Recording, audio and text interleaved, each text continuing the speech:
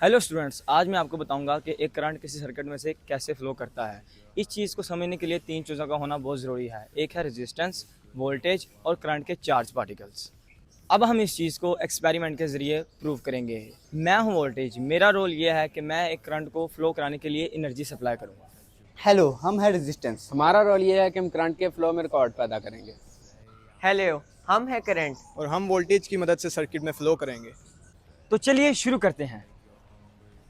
मैं हूं वोल्टेज। मेरा रोल यह है कि मैं एक करंट को फ्लो कराने के लिए एनर्जी सप्लाई करूँगा। ये करंट इसलिए फ्लो हुआ क्योंकि रेजिस्टेंस कम थी। अब हम इस एक्सपेरिमेंट को दोबारा करेंगे और रेजिस्टेंस को ज़्यादा कर देंगे। अब मैं इस करंट को दोबारा एनर्जी सप्लाई करूंगा, लेकिन अब की बार रेजिस्टेंस ज़्यादा होगी। देखते हैं कि करंट फ्लो करता है या नहीं।